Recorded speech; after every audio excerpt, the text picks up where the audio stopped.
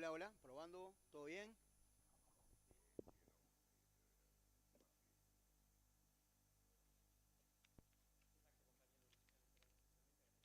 A la comisión por el CID del CNT y el presidente de la Central Obrera, Marcelo Abdala, ya comienza la conferencia de Dale. Muy buenas noches a las trabajadoras, los trabajadores de los medios de comunicación. Pedimos disculpas por los minutos de diferencia entre la convocatoria y la realización de la conferencia de prensa. En primer lugar, yo quiero destacar el esfuerzo desde la Comisión Nacional Afirma Tus Derechos para mantener de manera clara el respeto a la investidura de la Presidencia de la República, del Presidente de la República. Bastante le costó al pueblo uruguayo recuperar los espacios democráticos en que actuamos, de los cuales justamente forma parte el plebiscito que estamos impulsando. Sin desmedro del respeto a la investidura del Presidente de la República, queremos ser absolutamente claros en el debate público. Desde nuestra perspectiva, ayer hubo un discurso falaz, manipulador, en tanto y en cuanto se ocultó abiertamente que estamos parados en un estrepitoso fracaso para la vida de la gente de la reforma de la Seguridad Social del año 96, y se ocultó conscientemente que en la reforma del año 2008, en que mejoraron algunas prestaciones, la gente, si se quedaba sin trabajo a los 57 años, podía llegar en mejores condiciones a los 60, y especialmente se vieron beneficiadas las mujeres en el cómputo de un año más de digamos, acreditación de trabajo a los efectos de jubilarse por cada hijo que tenían. Las críticas que en su momento se desarrollaron por parte de la representación política de la fuerza que llevó al presidente de la República a la presidencia era de la insuficiencia de esos cambios, y efectivamente planteaban cambios adicionales y de mejor suficiencia en las prestaciones. Digo esto ante el hecho de que, al parecer, desde hace 15 años que hay que hacer una reforma a la baja, cuando ellos votaron, digamos, la reforma del 2008, y si la criticaron fue para cambiar a la alta un conjunto de prestaciones que se desarrollaron. Creo que se expresó un discurso absolutamente insensible para los cientos de miles de jubilados que están en la angustia de no poder comer y no llegar a fin de mes. Un discurso además errático.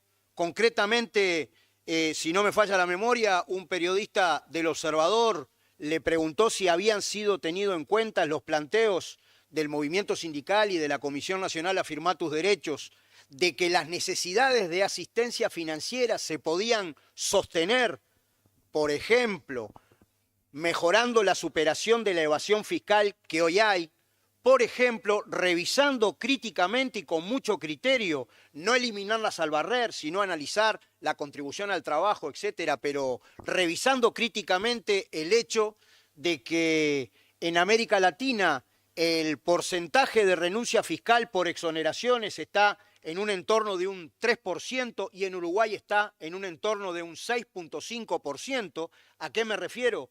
Se dejan de cobrar impuestos por IRAE y por el patrimonio por un volumen de 2.000 millones de dólares, y esto no lo contestó, volvió nuevamente con el IVA, con otros impuestos, y ahí se muestra, digamos, el carácter errático de las respuestas, ocultando responder concretamente el planteo que estaba arriba de la mesa, y nuevamente, digamos, contribuyendo a esta campaña que más que fundamentos apela al miedo y al terror de la gente, un discurso amenazante en donde desde el poder del Estado, nada más y nada menos, y justamente desde la Presidencia de la República, se menciona de que nuestra propuesta deberá significar una suba exorbitante del IVA, se menciona la cuestión de una presunta certeza jurídica que siempre es para el gran capital y no para la vida de la gente, y realmente a nosotros nos parece que el objetivo del discurso que ayer se desarrolló tuvo mucho,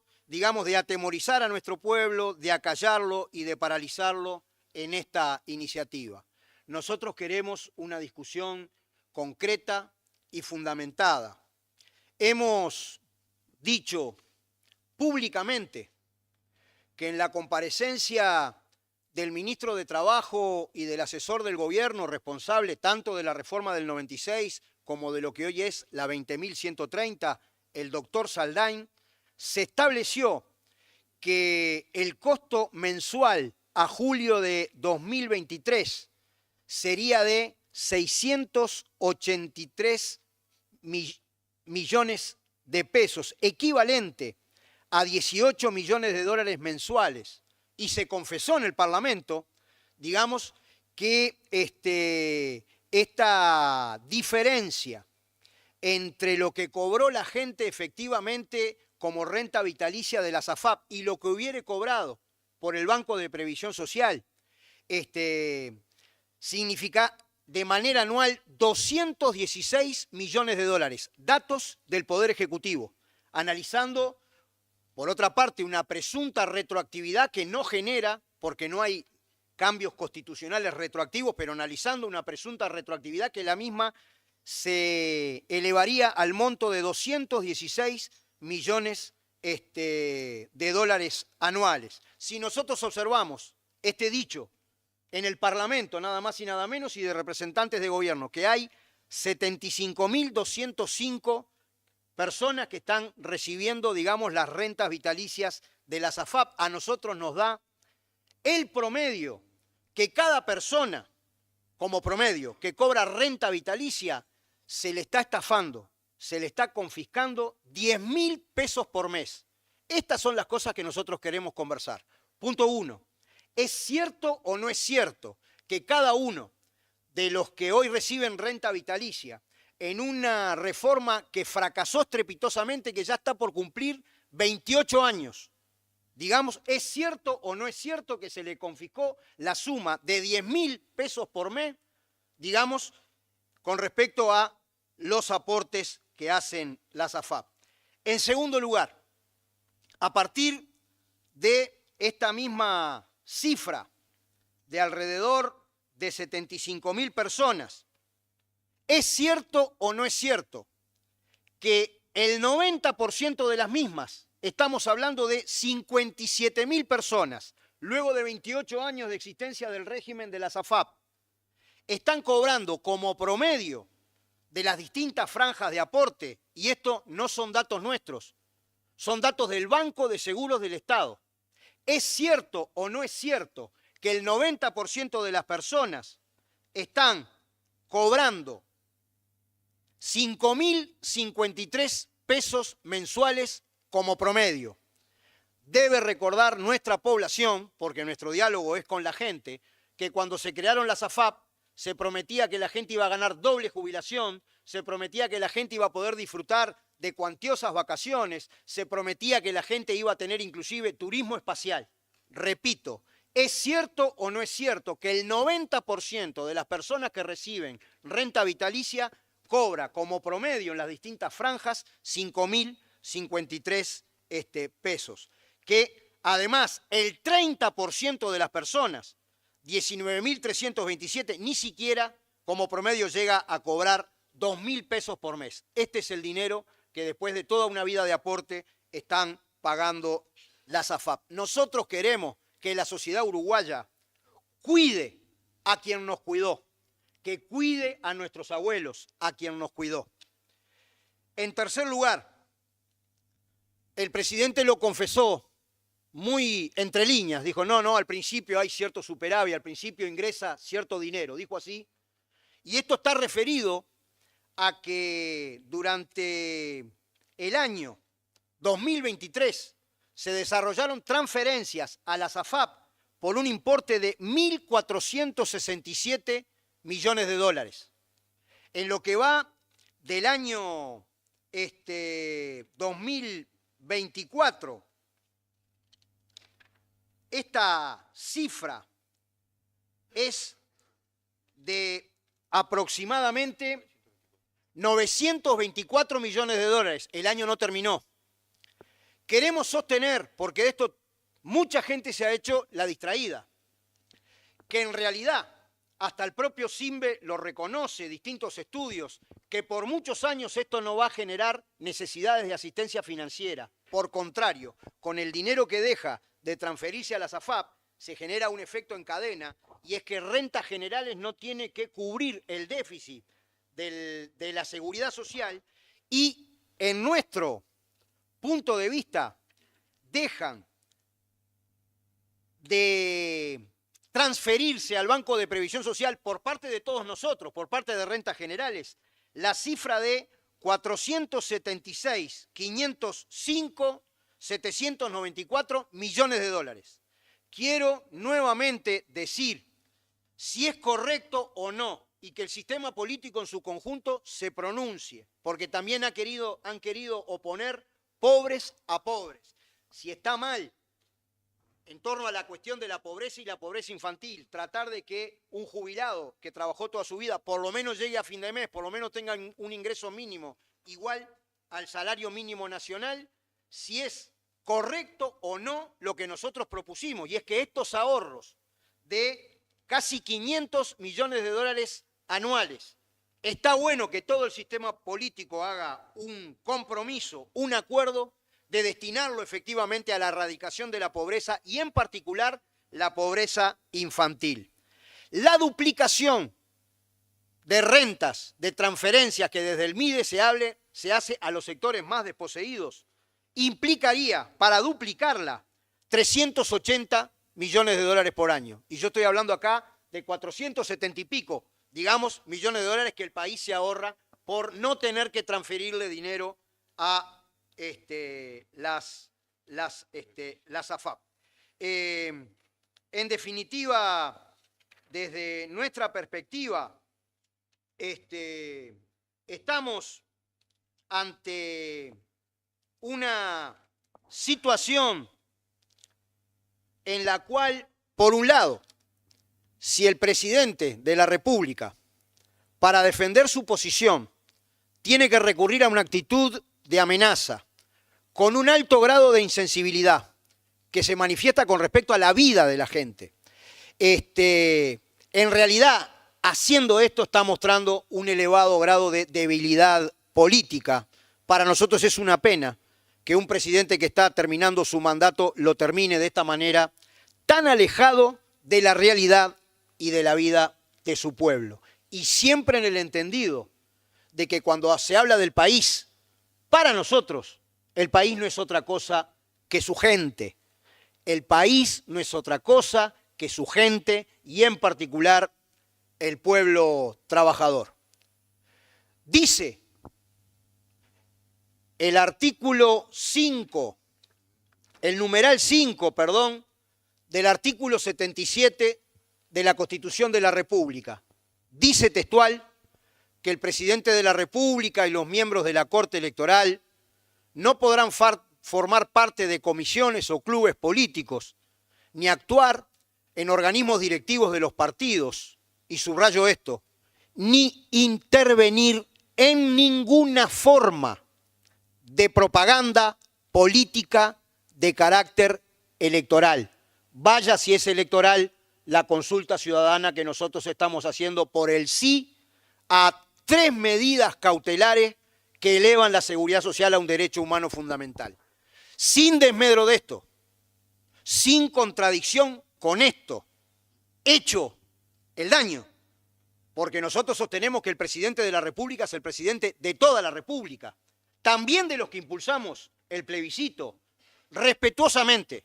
Y hecho esto, la verdad es que a nosotros nos gustaría, si está tan convencido de razones que ayer no aparecieron, nada nuevo bajo el sol con respecto a la campaña del terror y del miedo que ha estado funcionando contra esta iniciativa.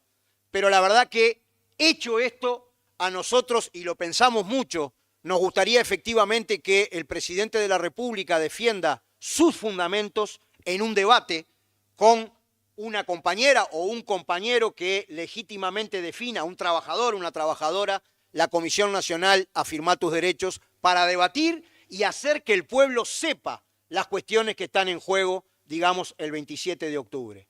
Ya es historia vieja que cada vez que el movimiento obrero y popular va por conquistar un derecho, bueno, aparecen los 1000 demonios de las campañas del miedo y de la catástrofe que luego nunca suceden. Así que, sin desmedro de las preguntas, queremos nuevamente convocar masivamente a nuestro pueblo en respeto por las definiciones políticas partidarias que establezcan, porque nosotros estamos haciendo una campaña para toda la ciudadanía, que vote lo que vote, ponga la papeleta negra sobre blanco del sí a que la seguridad social sea un derecho humano fundamental, para luego generar las condiciones de una reforma integral y cambiar la sociedad a beneficio de las grandes mayorías nacionales y populares. Muchísimas gracias.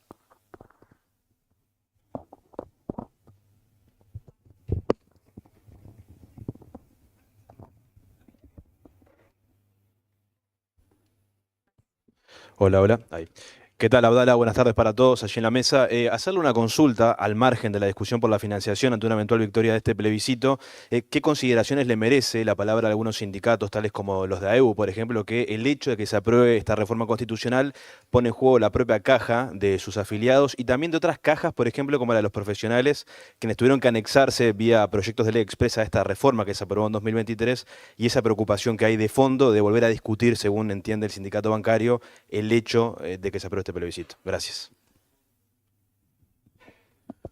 Bueno, te agradezco la pregunta. Es notorio que la papeleta es tan responsable que confiere a quien le corresponde, que es al propio Parlamento Nacional. Perdón, ¿está apagado? No, comentaba que la propia papeleta que impulsamos confiere a quien le corresponden las facultades interpretativas de la Constitución de la República, un periodo de 24 meses para la reglamentación específica de los 3 puntos que se someten a consideración de nuestro pueblo.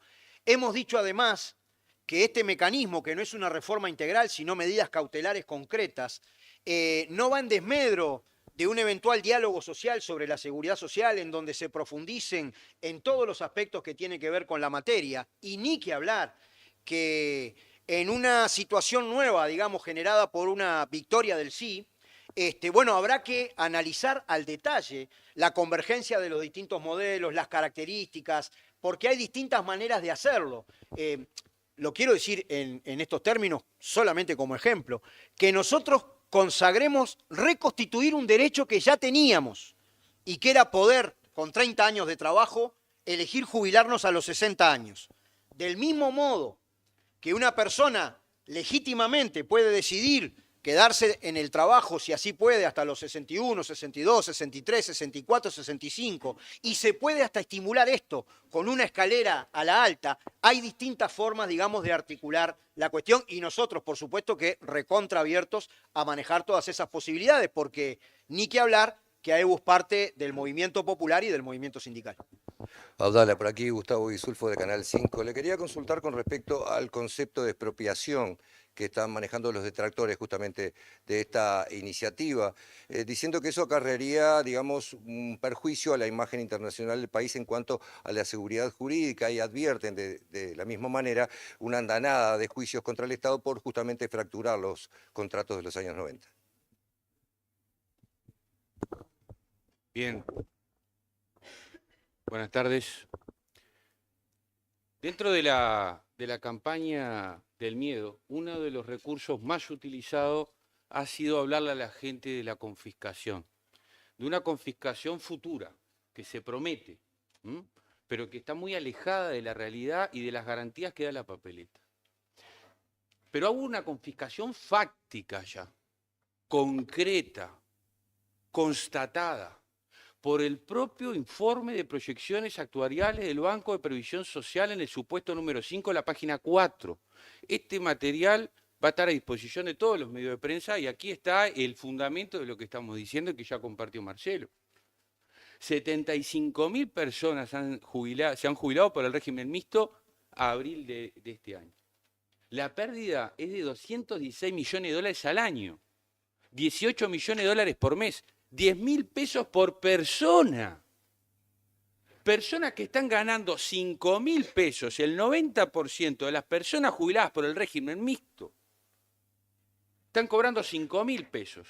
Y el propio informe del técnico del Banco de Previsión Social indica que si esas personas pasaran al régimen de transición del Banco de Previsión Social, estarían cobrando en promedio 10.000 pesos más. ¿Eso es una confiscación o no es una confiscación? Cuando se les prometió una doble jubilación, ¿no? Entonces, la invitación, con todo el respeto al trabajo de los periodistas que en gran consideración tenemos. La pregunta es, ¿qué pasó con esta pérdida? ¿Quién se hace cargo de este deterioro en los ingresos mensuales de los trabajadores? Son 120.000 pesos al año para gente que está ganando 5.000 pesos. Esta es una confiscación que ya ocurrió y de la que no se está rindiendo cuentas. ¿Por qué no pueden responder esta pregunta? Respecto a la acusación, no al argumento de la confiscación, vamos a razonar juntos. El dinero que cualquier trabajador tiene en la FAP no lo puede ir a retirar. No es de su propiedad en el sentido de la libre disposición de ese dinero, ¿cierto? Cualquier trabajador de la prensa o cualquier persona que nos está escuchando va a la FAP a retirar el dinero, no se lo dan. No se lo dan, porque ese dinero es solo para la jubilación, exclusivamente para la jubilación. ¿Qué propone la papeleta? Un principio de no menoscabo ni pérdida. ¿Qué significa esto? La plena certidumbre. Esto, si se aprueba, va a tener estatus constitucional, la ley de leyes, ¿verdad? ¿Qué le garantiza esto a todos los ciudadanos que tienen su dinero en la FAP, retenido en la FAP? Que cuando pase al BPS, tiene que cobrar como mínimo lo mismo que cobraría por el régimen mixto. Entonces, la pregunta es, si los fondos que están en la FAP pasan al BPS y la papeleta garantiza que el BPS le va a pagar a cada persona al menos lo mínimo que pagaría el régimen mixto, ¿dónde está el daño? ¿Dónde está la confiscación? Asimismo, se ha dicho, pero se puede heredar ese dinero. La pregunta para hacernos es, ¿cuántas personas heredaron el dinero? El 4%. ¿Por qué solo el 4%? Otra pregunta interesante para hacerle a los defensores del modelo AFAP. ¿Por qué tan pocas personas usufructan un derecho tan fundamental y tan defendido como el de la herencia? Deberían poder contestar esa pregunta. Porque muchísima gente sabe, la que nos está viendo, que ha ido a cobrar la herencia y no la cobra. ¿Por qué? Hay que explicarlo. Pero así todo, ¿qué proponemos desde la Comisión? Que en el marco de la ley que tiene que reglamentar el fideicomiso en estos 24 meses, se consagre, y lo decimos claramente, que las personas que tengan derecho a herencia puedan hacer usufructo de la misma, con todas las letras. Lo repito, desde la Comisión Nacional estamos planteando que en el marco de la ley de la reglamentación ulterior a la aprobación de la enmienda constitucional se le garantice a las personas el derecho a hacer usufructo de la herencia, si es del caso. Otro tema que deberían explicar, y perdonen la extensión, pero esto es muy importante para que la prensa lo tenga en conocimiento y sea una herramienta de análisis para la sociedad, para el ejercicio de la libertad de información de la gente. Se ha hablado de que se puede retirar el 9%, cosa que no ocurrió en 27 años, empezó a ocurrir hace un año. Pero aquí que para retirar ese 9% se tienen que cumplir 4 requisitos. No va cualquiera y lo retira. Tiene que estar con una enfermedad terminal, con desalojo inminente de la vivienda, con una situación de discapacidad probada, alta y probada, o con una situación de desempleo prolongado. Supongamos que cualquiera de los que nos está viendo, los que está aquí, configura alguno de esos requisitos y va a retirar el 9%. ¿Se lo dan? Les pregunto, ¿se lo dan? No, no se lo dan. ¿Por qué?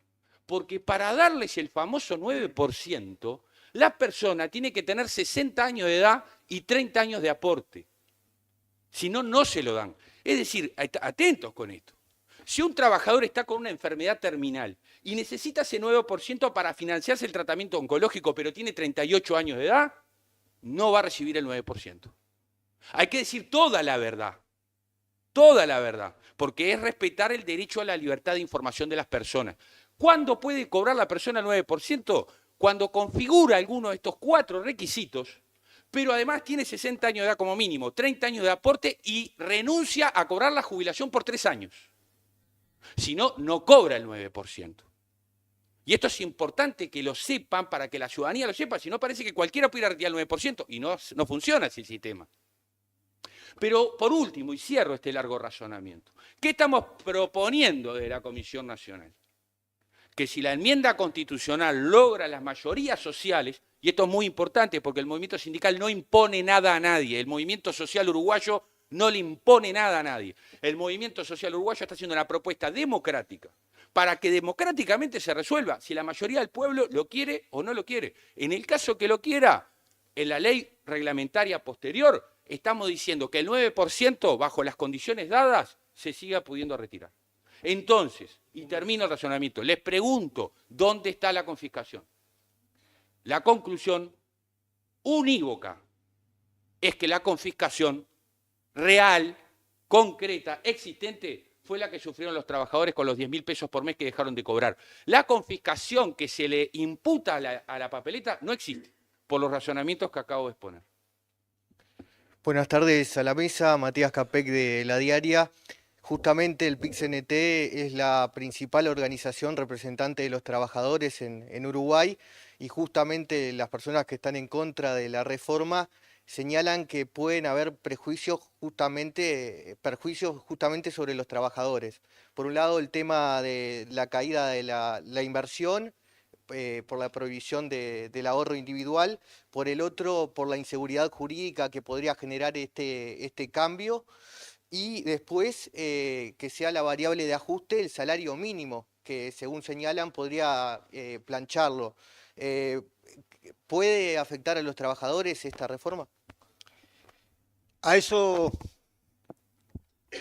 nos referíamos cuando decíamos que cada vez que el movimiento popular quiere avanzar en determinados derechos aparecen las 1000 calamidades bíblicas, digamos. En realidad,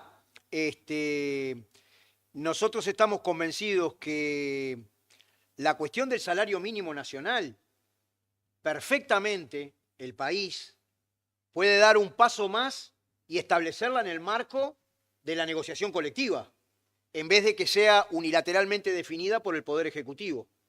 Porque en Uruguay hay un Consejo Superior de Salarios, lo que hacen los distintos poderes ejecutivos es hacer una consulta sobre el salario mínimo a las partes profesionales y luego decide unilateralmente. Perfectamente puede ubicarse como un elemento más rico, digamos, de la propia negociación colectiva. De todas maneras, esta papeleta que nosotros levantamos no va en contra de otra conquista que hubo en materia de seguridad social y que fue la que resolvió nuestro pueblo en el año 89, que estableció que las jubilaciones se ajustan en función del índice medio de salarios y, por tanto, en cierta medida, la referencia al salario mínimo nacional queda enganchada a su vez con la evolución del índice medio de salarios. Sobre las dificultades de que haya inversión, bueno, naturalmente que este modelo con sus variantes nacionales se aplicó en 30 países, de los cuales de 18 ya se desandó, no se desarrollaron las calamidades que se anuncian. Por tanto, desde nuestro punto de vista, esos planteos tienen mucho más que ver con esta campaña de atemorizar a la población que de establecer fundamentos reales. Buenas noches. Perdón, Sí, una acotación adelante. que quiero agregar, porque es importante, porque no se ha dicho. Y es una pregunta también para hacerle a nuestros detractores que sostienen que con esta protección del aumento de las jubilaciones y pensiones mínimas al valor del salario mínimo nacional se va a planchar el salario mínimo nacional. La pregunta para hacerles a quienes sostienen esto es qué trabajador o trabajadora de la actividad formal regulada por los 24 grupos de actividad de los consejos de salario cobra el salario mínimo nacional. ¿Saben cuántos? Ninguno. Ningún trabajador, ni público ni privado, que está en el mercado laboral formal, se rige por el salario mínimo nacional. ¿Cómo, por tanto, se podría planchar el salario de los trabajadores si ninguno de los trabajadores de la actividad formal se regula por el salario mínimo? Esa es la pregunta. Porque decirse se pueden decir muchas cosas. El asunto es que tengan un fundamento y una explicación real. Bien, buenas noches. Roberto Riolfo de BTV Noticias. Quería consultar, Abdala en su alocución ha dicho la expresión de deseo de un posible debate, debatir con alguien del gobierno. El PIT-CNT tiene, por supuesto, el Instituto Cuesta Duarte, son referentes con el análisis económico en nuestro país. ¿Había posibilidades de pedir formalmente al gobierno un debate y enterarnos, si es que lo llegan a esa instancia, enterarnos cuál es la respuesta, por un lado, y por otro, si hay posibilidades también de que soliciten una cadena nacional? Gracias.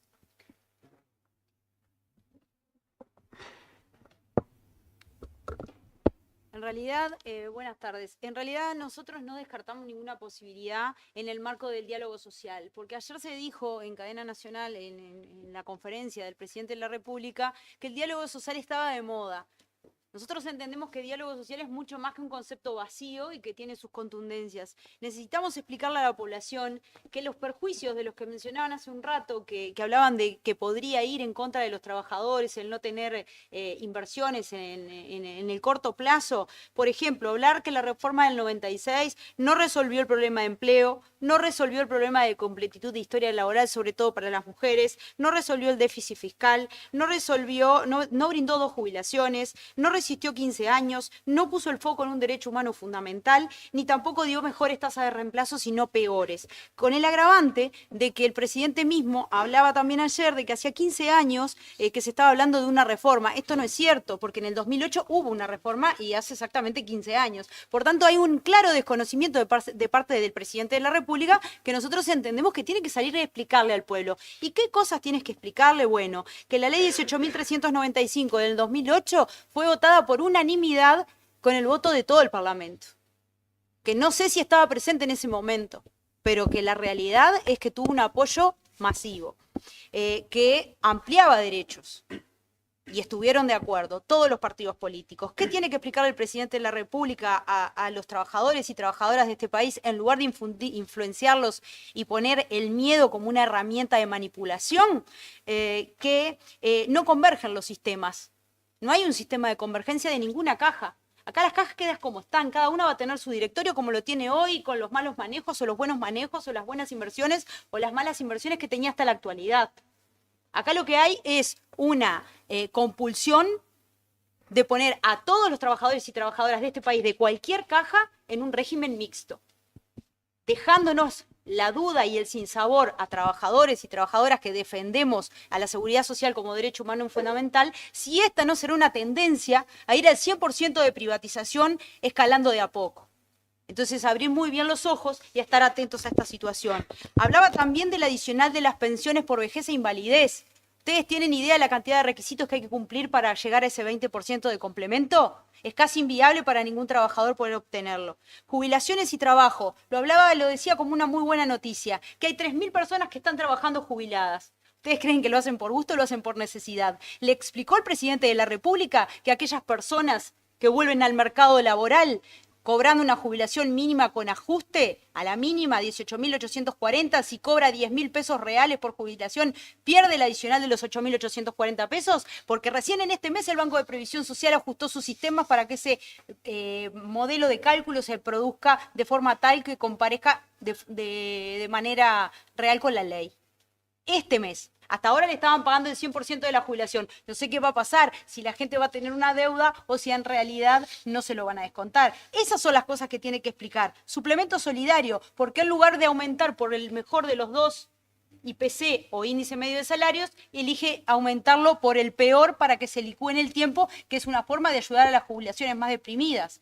¿Por qué lo aplica a personas que están enfermas y las hace jubilar por causal común cuando tienen la edad y los servicios y no les deja jubilarse por imposibilidad física? Entre el semestre del 2023 primario del año pasado y este semestre, ya hay una merma del 5% aproximadamente en lo que percibe cada persona por mes estando enferma. Por tanto, eso es un ataque directo a trabajadores y trabajadoras. Para ir cerrando y no hacerlo más largo, lo más importante que tenemos que rescatar es que señaló como peligrosa y dañina la reforma que nosotros proponemos con toda una actitud propositiva de mejorar la calidad de vida de las personas, y habla de que su reforma, la del 2023, fue profunda justicia social. A eso le contestamos que no es así y que tiene que dar la cara y decirle a la gente cuál es el resultado. Me permito complementar una cosa, haciendo una modesta sugerencia a los trabajadores de los medios de comunicación. Sería bueno preguntarle a quien defendió durante la pandemia, lo digo entre comillas y explico por qué, el concepto de libertad responsable, y lo pongo entre comillas porque para nosotros no es la misma la libertad que pueda tener determinado sector de ingresos medio alto de la sociedad a la libertad que puede tener un chiquilín descalzo en un asentamiento. ¿Cómo es posible que el defensor de esa libertad responsable defienda un proyecto que hizo obligatorio el ingreso a la SAFAP? Segunda sugerencia modesta de preguntas al presidente, que siempre está preocupado por las necesidades de asistencia financiera para sostener un derecho humano de la gente, que es no morirse de hambre y poder llegar a fin de mes con la jubilación. Que sería bueno preguntarle por qué no dice nada, cómo es que rentas generales, esto es todos nosotros, pagamos el ingreso obligatorio a la SAFAP de la gente que está en las cajas paraestatales, lo cual en 40 años implica 5.000 millones de dólares. Es decir, los problemas financieros se dan cuando nosotros queremos hacer el movimiento de que alguien que gana 18.000 y pico pase a 22.000 y pico, pero no suceden cuando hay que bancar la parte de oro del sistema financiero en la SAFAP. Y complementando lo que bien decía Karina, te comento, sí vamos a solicitar la cadena de radio y televisión, es notorio que hasta ahora la ha negado abiertamente, aunque de alguna manera en las conferencias de prensa, en cierta medida, el presidente de la República usa y abusa de este elemento. Hablábamos de la Constitución de la República, ¿cierto? Y en segundo lugar, sí, nos interesa tener un debate con el presidente de la República. Nos interesa porque nos parece que es muy bueno que los fundamentos, no las personas, siempre hablamos desde el respeto nosotros, los fundamentos choquen y la gente pueda efectivamente tomar posición. Ignacio Barbosa, buenas tardes primero que nada a todos, buenas tardes a la mesa. Ignacio Barbosa de Radio Universal. Presidente, quería saber, bueno, si el plebiscito no llega a salir victorioso en las próximas elecciones de octubre, ¿tienen algún plan B, algún plan C para seguir adelante igual con toda esta movida? Gracias. No tenemos ningún plan B. El plan es hablar con la gente, con la ciudadanía, que en los barrios, en los lugares de trabajo, en las barriadas que estamos haciendo, nos dicen, yo voy a votar a fulano de tal, pero me interesa la papeleta, yo voy a votar a Mengano, yo voy a votar a Sultano, de todos los sectores políticos que nos dicen, bueno, queremos la papeleta porque la vamos a poner. Nuestra única alternativa, el plan A, y es el único porque hay un punto, es hablar con la gente para que vote sí, digamos, el 27 de octubre. Abdala, buenas noches. De los economistas del Frente Amplio, entre ellos Vergara, dicen que esto consagraría privilegios a algunas cajas como la caja militar. ¿Cómo interpretamos eso? A ver si lo puede explicar, porque el tema militar a veces...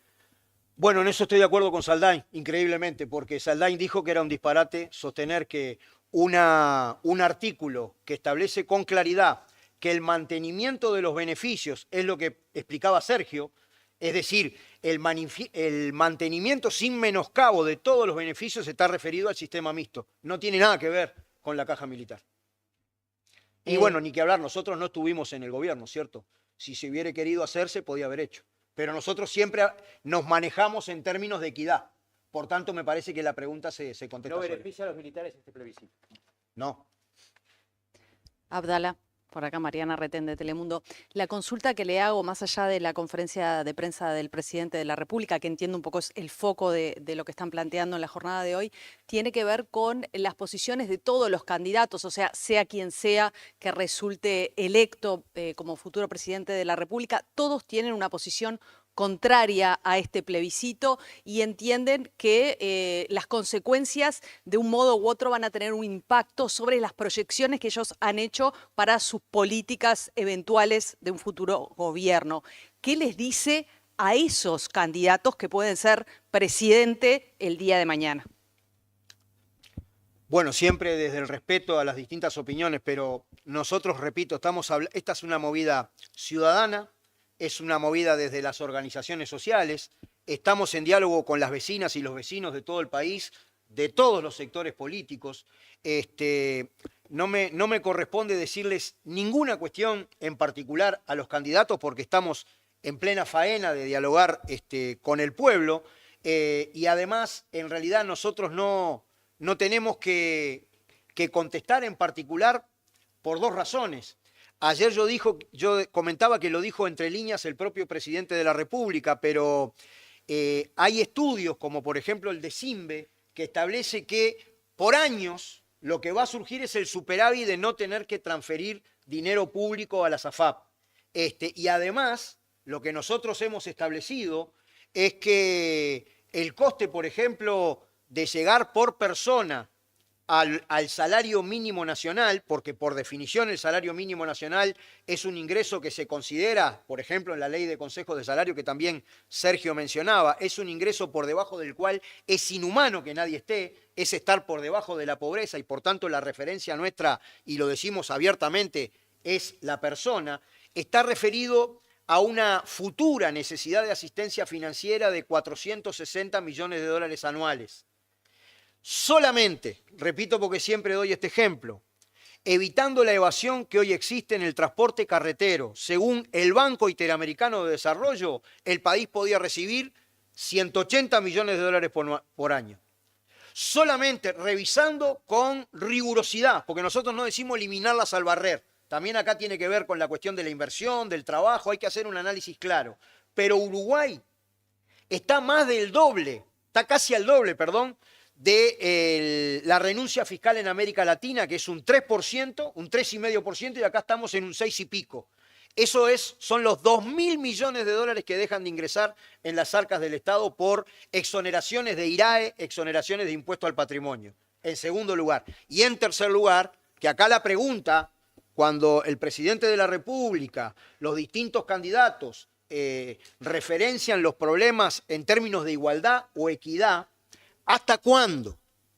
¿Hasta cuándo un gran capital vinculado a los agronegocios va a aportar un 1,9% mientras que el trabajador asalariado rural aporta un 15%? Si habrá tela para cortar para sostener estos y otros derechos. Esa es la visión que nosotros tenemos. Pero no queremos tener, digamos, una referencia especial a los candidatos. Creo que acá cualquiera se da cuenta. Nosotros estamos defendiendo los intereses de los sectores vulnerados, los más desposeídos. Acá hay una cuestión de poderosos intereses financieros que están, digamos, de alguna manera influyendo en esta discusión. Nosotros no queremos entrar en un debate con las posiciones de los candidatos, sino que dialogamos abiertamente con la población. Buenas noches, Abdala. Nicolás Delgado, del País. Hace un rato dijo que el presidente de la República está alejado de la gente y por eso se opone a esta reforma. También se oponen los expresidentes de la República, los candidatos a presidente y las candidatas a vicepresidentes de la República de los partidos con mayores chances de ganar la elección. ¿También piensa que esos dirigentes políticos están alejados de la gente? Tal vez no escuchaste bien lo que yo dije. Establecí con claridad una separación entre el respeto a la investidura del presidente de la República y el discurso que nosotros analizamos. Nosotros acá hablamos del discurso. Hay un discurso, dijimos, falaz, manipulador, insensible, errático en algunas de las respuestas que se les dio a algunos periodistas y amenazante. Y que nos parece que compareciendo de esta manera al margen del texto constitucional, que es bastante claro, la verdad que se muestra una distancia enorme del discurso con respecto a la vida de la gente. Quiero corregirte porque en la comisión todos hemos sido muy cuidadosos de que nuestras diferencias, que son claras y las estamos sosteniendo, no vayan en desmedro, digamos, de la investidura de la presidencia de la República. Buenas noches a la mesa, Enzo Ferrari, Radio Monte Carlo. Lo mencionó hace un momento, pero bueno, yo lo debo preguntar igual. El candidato Delgado sostuvo que de aprobarse, bueno, habló de catástrofe y que no se van a poder pagar las jubilaciones, las próximas, quienes van próximos a jubilarse, esas jubilaciones eventualmente no se podrían pagar. ¿Qué reflexión le merece? Y si efectivamente usted asegura que las jubilaciones de quienes van próximos a hacerlo se van a poder justamente pagar. Yo creo que nuestro pueblo se merece un debate que salga del miedo, que salga de la catástrofe que no existe, que cada vez que nuevamente nuestro pueblo aspiró a alguna cosa, aparecieron los agoreros de la catástrofe. Cuando don José Valle y Ordóñez impulsó, y había múltiples huelgas y luchas populares, la ley de 8 horas, iban a cerrar todas las empresas, el país iba a ser un caos. Más acá en el tiempo. En el año 89, cuando quedó vinculada la jubilación a la suerte de los trabajadores en su salario, porque las mismas ajustan en función del índice medio de salario, iba a pasar cualquier cosa. Cuando el año 92, estuve viendo los ejemplos de lo que se decía, defendimos las empresas públicas, íbamos a quedar al margen de la globalización y de los flujos comerciales. Cuando en el año 2005 se reinstalaron los consejos de salario, iban a cerrar las empresas, no iba a haber más inversión. Cada vez que hay una buena para la gente, aparecen las 1000 catástrofes. Basta de miedo, basta de miedo. Si quieren defender las AFAP y los privilegios, que lo hagan abiertamente. Bueno, muchas gracias.